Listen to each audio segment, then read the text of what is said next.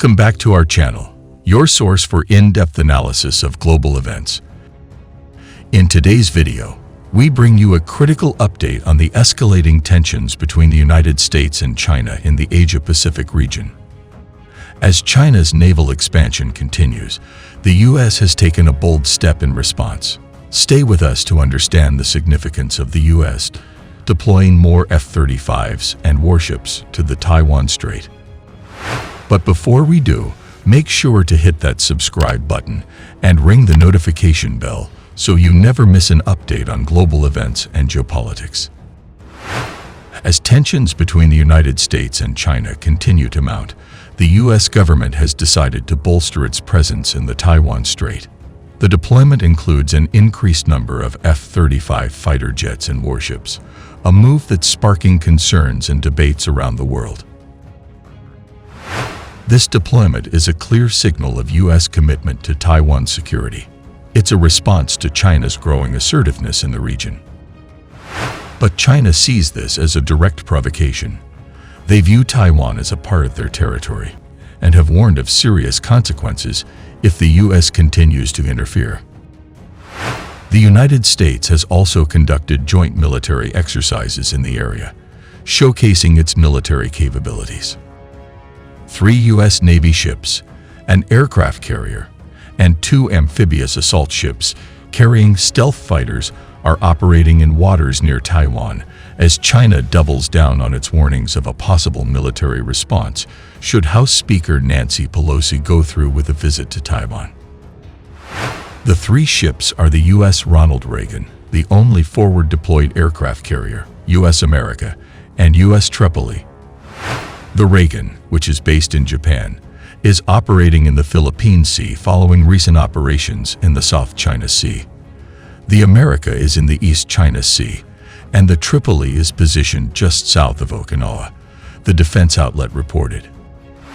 The Tripoli is carrying as many as 20 Marine Corps' F-35Bs, reportedly as part of an evaluation of the Marine Corps' Lightning carrier concept, looking at augmenting the U.S. carrier force with amphibs outfitted with F-35s.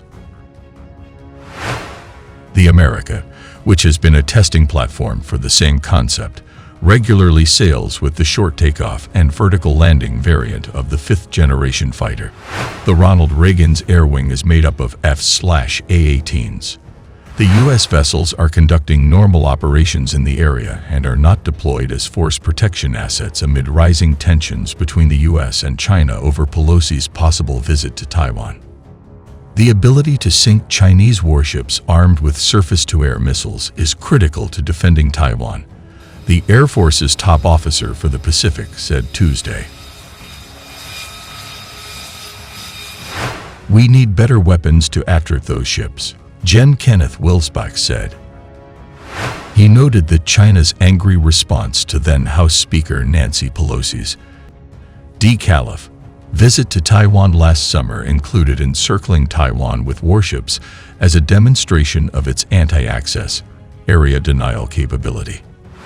One thing that people often don't think about with respect to air superiority is weapons to be able to kill ships. Wilsbach said, speaking during an online session with the Air Force Association's Mitchell Institute. Wilsbach said that if the Pacific Air Forces had an additional dollar, he'd spend it on air superiority. He mentioned more F-35 Lightning IO Joint Strike Fighters that allies Japan and Australia also fly, advanced semi-autonomous drones similar to Canberra's MQ-28 Ghostbat, the stealthy B-21 bomber, and better aerial intelligence surveillance with the E-7 Wedgetail as systems to meet that goal. Further out would come the next-generation air dominance fighter, a 6th-generation manned aircraft to succeed the F-22. That said, a senior defense official told the outlet that the ships and aircraft could remain in the area should they be needed for a contingency.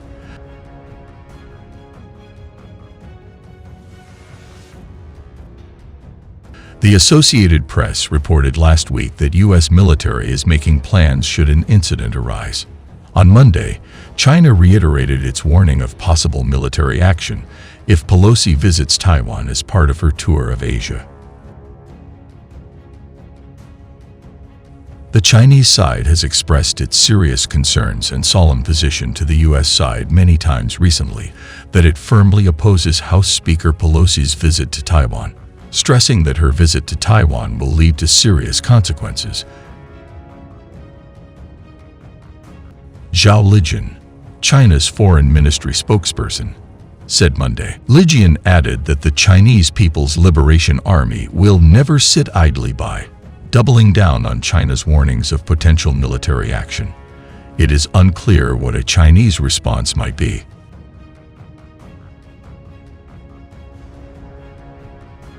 China sees Taiwan as part of Chinese territory and has said it would view Pelosi's visit as a display of support for the self-ruled democratic island's independence, which China says is unacceptable.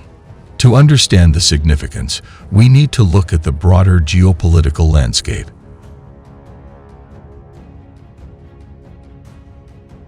The Taiwan Strait is a hotspot of tension, with the U.S. acting as a protector of Taiwan's de facto independence.